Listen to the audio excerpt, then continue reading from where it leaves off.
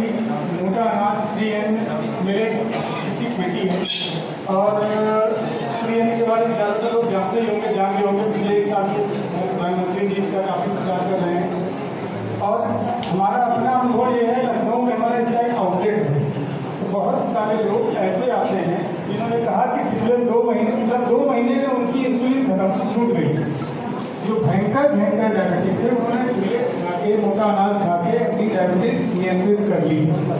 तो आप लोग अपने पास ज़्यादातर किसान हैं यहाँ पे, मेरा निवेदन यह है कि कम से कम कुछ हिस्से में अपने खेत में थोड़ा बहुत सामान, कोटो, काकून, कुट्टी, ज्वार, बाजरा इसको उगाएं और बिना यूरिया DAP के उगाएं।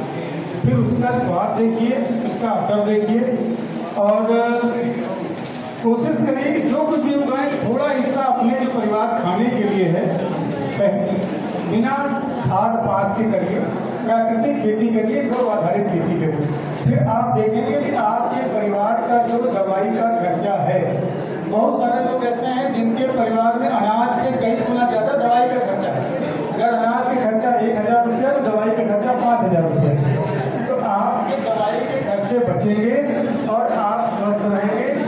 और दूसरा, एक हमारे ज़्यादातर किसान भाई बैठे हैं, मैं हर जगह अपने यही कहता हूँ इस बात को कि हमारे किसान भाई कहते हैं कि फायदा नहीं हो रहा, हमेशा रोते हैं कि भैया ये उगाया नहीं बिका, ये उगाया नहीं बिका। खुद को अपने मतलब उनको खुद ही अपने काम के ऊपर गर्व नहीं है। तो दूसरा, हमारे कैसे सम्मान करेंगे? हम अपने खुले से काम का सम्मान नहीं कर रहे हैं, तो कम से कम अपने काम का हम सम्मान करना सीखें। अपने बच्चों को कृषि के क्षेत्र में लाएं, तब दूसरे लोग हमारा सम्मान करेंगे। और दूसरा सबसे महत्वपूर्ण कि हम लोग बराबरी करते हैं कि एक दुकानदार की दुकानें बढ़ती चली जाती है, एक दुकान से 2 दुकान हो गई। एक नौकरी वाला ने 1 प्लॉट खरीदा, 2 साल बाद दूसरा प्लॉट खरीद लिया। लेकिन किसान के बीघे बिकते जाते हैं।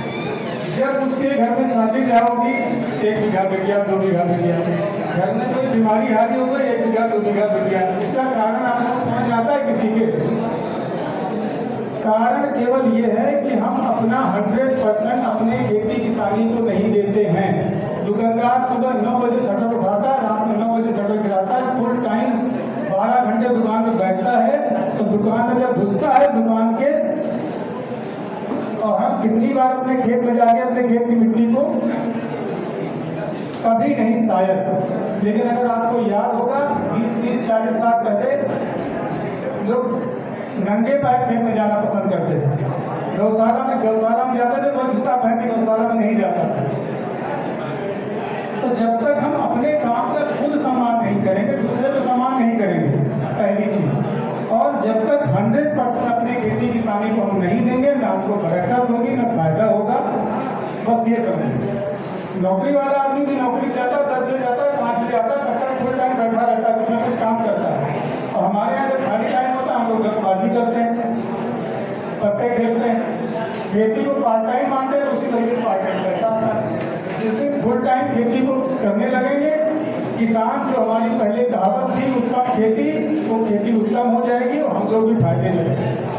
बाकी सबको धन्यवाद। मैं खेती करता हूँ, झरावन में हमारा खेत है, 10 एकड़ की खेती है और लगभग हर वो चीज़ उगाता हूँ जो हमारे घर में खाने में इस्तेमाल होती है। आज की तारीख में हम क्या करते हैं, हमने गन्ना उगा दिया तो पूरा गन्ना उगा दिया, फिर हम हर चीज़ धनिया भी खरीद के बाहर से लाना, मिर्चा भी खरीद के लाना। पता चला जितना हमने घर कमाया नहीं, उससे ज़्यादा हमने चीज़ें खरीदने लगा दी। तो कम से कम जो हम खा रहे हैं, जो चीज़ें हम उगा सकते हैं, वो तो अपने आगे पीछे घर के अगल बगल उगा दें, साग सब्जी को उगा दें। हम झोला लेके जाकर 150 रुपये को सब्जी ला रहे हैं, क्यों ला रहे हैं? हमारे पास खेती पाती है, केवल इसलिए कि फैशन में बहुत आजकल चल रही है। आजकल गाँव में लोग बथुआ खाना नहीं पसंद करते।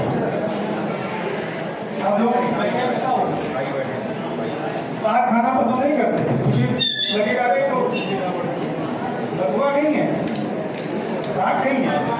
परवल लाएंगे, शिमला मिर्च लाएंगे और उस सब